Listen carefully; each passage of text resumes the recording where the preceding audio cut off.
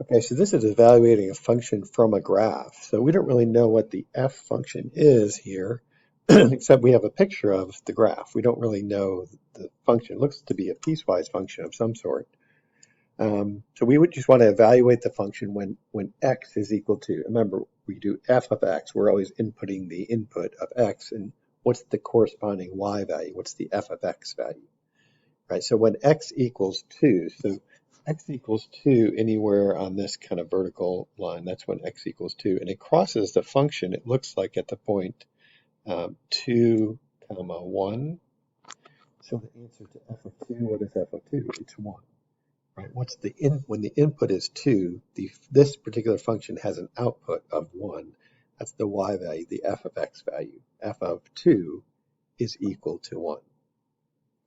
F of -4. So now I'm looking, where does this function, where does the x value equals -4? Of course, here's -4 in the graph. If you draw a kind of vertical line up, it crosses the graph at -4, comma 2. So f of -4 is equal to 2. Just getting the information from a graph here. So f of 5, we're saying the x value is 5. When the x value is 5, looks like that's this point right here. That's 5, comma 0. So the corresponding y value, or f of x value, is 0.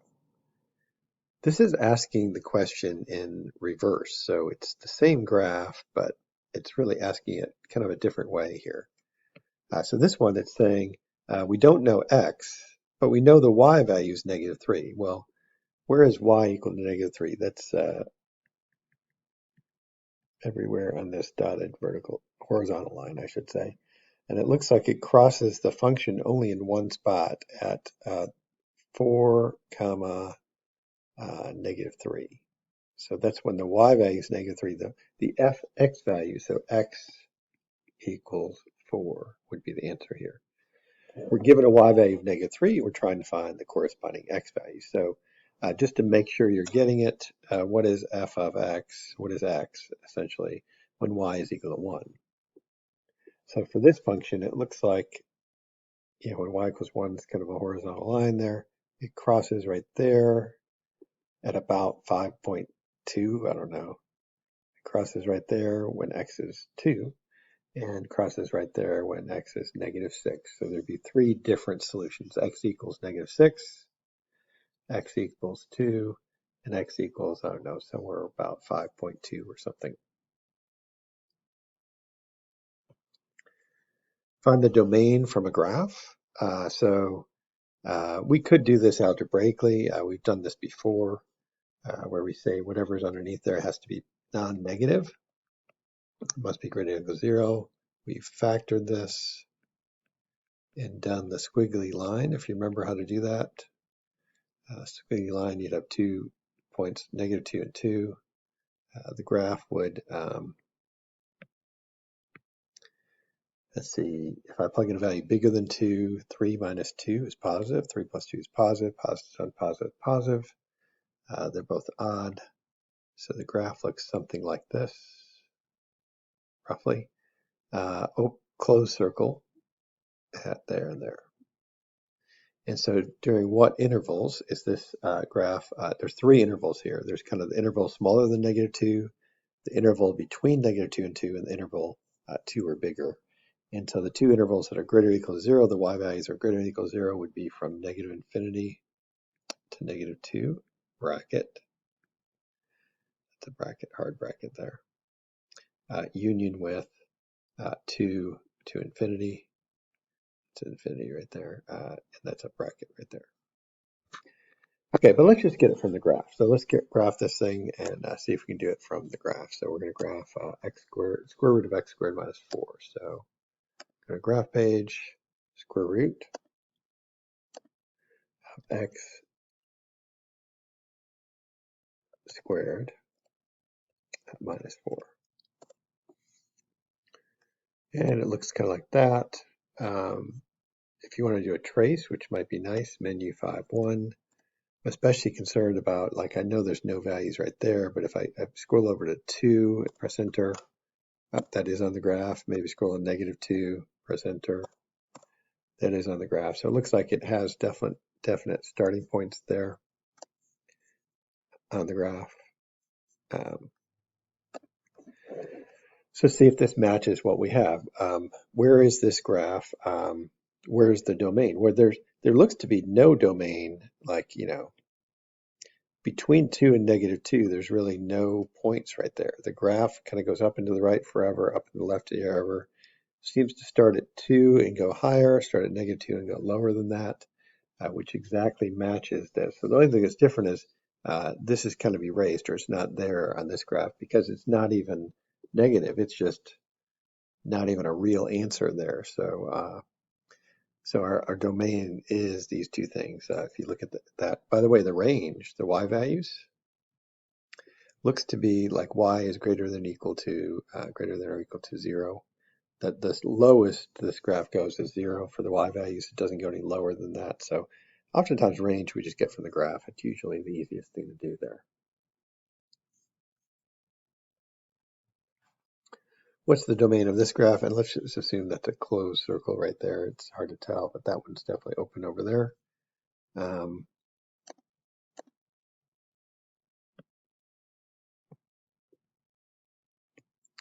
Just change that color. Okay. So what is the domain? The domain looks to be the furthest leftmost point seems to be this point at -5, -1.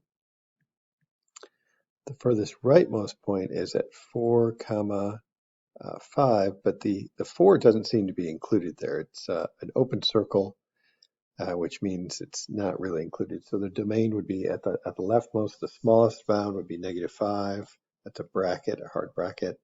The upper bound would be 4, and that's a parentheses. It does not include 4 there. Range, or how low it goes, it seems to be like -1 is the lowest. How high does it go? It does go up to this point here, so -3, 6. So it looks like that's the max. So I'd say -1, 6, bracket at 6, and bracket at -1.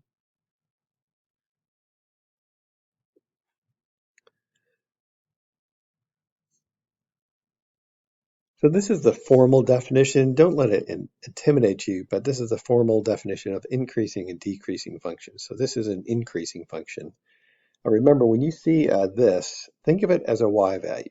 When you see this, think of it as a y value. F of x is our new name for y. So we're saying when the y value of the function, wherever the x value is x1, is smaller than the y value when the function's evaluated at x2, then that is a increasing function. So your graph might look something roughly like this. It doesn't mean it just kind of goes up smoothly. Who knows what it does between those 2 points? But if you look at the distance of how tall each of those graphs are there,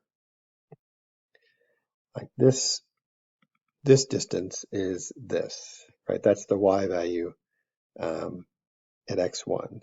And if I do this distance, so right here, that's the y value, or f of x value, at x2. And so as long as the red line, the red height there, I guess, the y value of that, is smaller than the blue height there of the y value, then that is an increasing function. Practically speaking, I mean, you can just kind of tell that the function is kind of going up, right? It's going up in that interval from x1 to x2. It only goes up. It doesn't actually go down there. So it's increasing from on that. Function's decreasing. Again, if you so this is a y value, this is a y value. So if you had, say, a point up here and a point down here, and the function kind of went down like that. So it's saying that this y value is this red line, and this is blue line, and we're saying the y value for the x1 is larger than the y value for x2 there, so it's taller. So it's kind of going down, and the graph looks like it's going down. It's kind of intuitive. Don't let the definition, the formal definition, kind of scare you off here. Is an easy concept. Just what interval is the graph increasing and what interval is the graph decreasing. Let's just look at a couple examples. And we're going to look at that from the graph mostly here. So let's go ahead and graph this one. So let's get our graph, our calculator out, and we're going to hit the home key, go to a graph, and x to the fourth. Oops. X to the fourth plus 4x to the third plus 4x squared plus 2. And that's an okay window, but you know, I'd like to get that a little bit bigger here. So that's one.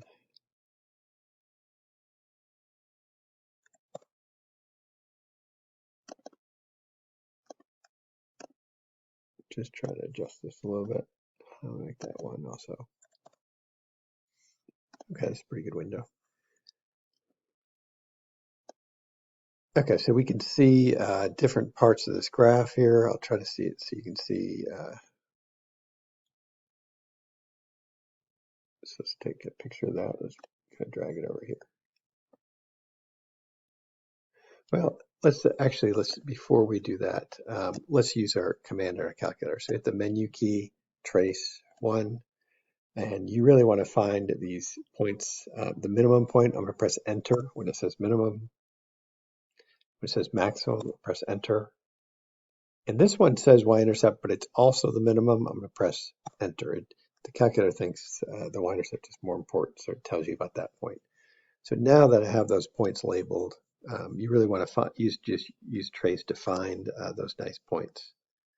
So it says where are the local maximums and minimums. These are not necessarily like the absolute max for this graph would be infinity, right? I mean, it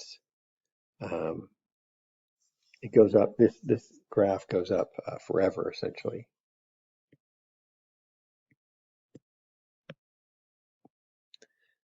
You know, it goes up forever and to the right and to the left there. So these are relative maximums and minimums. So we do that first, and then the second step is really to find the intervals where it's increasing or decreasing. So you can probably see this pretty easily, but it looks like this first interval is a decreasing interval. Same thing from here to here is a decreasing interval. So let's talk about the decreasing intervals first. So for those decreasing intervals, you have to name it by its x values. So that's very important that we're talking about x values. You do never name an interval by its y values. So I'd use interval notation. So that first one, it looks to be the interval from negative infinity. So this is decreasing. The decreasing intervals are negative infinity, comma, -2. Again, I'm using x value, not y value there. And by the way, when you're doing increasing, decreasing, it doesn't really matter if you use brackets or parentheses. I know that's weird. It's different than domain and range. We're very specific about that. There's actually a math argument. You can go to forums and see, is a function, when it reaches its lowest point, is it still decreasing? Is it not increasing? The College Board accepts either answer, so I'm just going to put a parentheses there rather than a bracket, but not for domain and range. We're very picky about that, but for intervals of increasing, decreasing, we're very loose about whether it's a parentheses or a bracket there, so I'm not going to worry about it. Another decreasing interval would be from -1, again, I'm using x values, notice I'm using x values, to 0. And again, it doesn't matter if it's parentheses or brackets really there. So those are the two decreasing intervals. And then there are a couple of increasing intervals. It's like this one and this one. And so we're going to kind of name those. So increasing intervals, we always name them by their intervals, always with x values. Don't forget x values. So we're looking at -2 to -1. So -2, comma -1. And then also from 0 to infinity. So from 0 to infinity. And those are your two increasing intervals. So this is kind of like a W. It goes down, goes up, goes down, goes up. And we're naming those intervals by the x values, not the y values. It doesn't go from 3 to 2 there. It goes from -1 to 0 as far as the x values are concerned when it goes down. So you try this one on your own. Go ahead and graph in your calculator. I'm going to go ahead and skip that step. Well, let's do it. Sure. So if you hit the home key, go to graph, 12x squared plus 4x to the third minus 3x to the fifth. Wow, pretty intense graph. Kind of see it goes up and down. I'm not sure what it does. So let's go menu, window zoom, zoom out for a minute. So just gonna kind of click there. Okay, I can see the whole graph, but the x values, it's way too skinny now. So I'm just gonna adjust this to maybe -5, maybe +5. I'm not sure what to put there. That's not too bad, right? So move that out of the way. I'm just changing that to 1. It just makes it.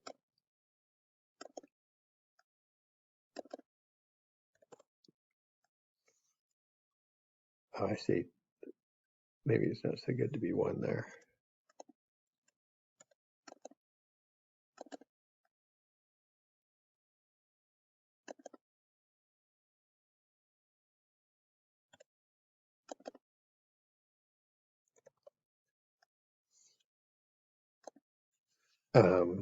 Let's go to menu, window zoom, zoom settings. So let's make that 10, I guess. Oh, that's too much. Menu, window zoom, window settings. Let's make the X scale 2 and the Y scale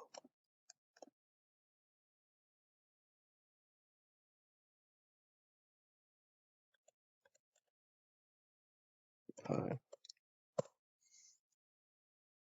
It's not terrible. Okay. So I'm going to use the menu key. So menu, you didn't really have to do all that. So maximum, I see 1 there. Press enter to lay down the point. That's a 0 and also a minimum. So I'm going to press 0 and lay down the point. So I've really got both points there. You can bring that over. So this is what we have to work with. So this is going to be, let's see, it looks like it goes down at first. So this part of the graph, it's kind of going down. So that's be a decreasing interval. And that looks to be from -infinity to an x value of 0. I'm notating the x value there. Then it seems to increase right from here to here. That's an x value of 0. So this is increasing. X value of 0 all the way to an x value of 1.4. And then it goes back down, so it decreases. Again, look at the x value of 1.4 all the way to infinity, where the x value is increasing there. So that's a decreasing interval there. And you've got it. That's the lesson.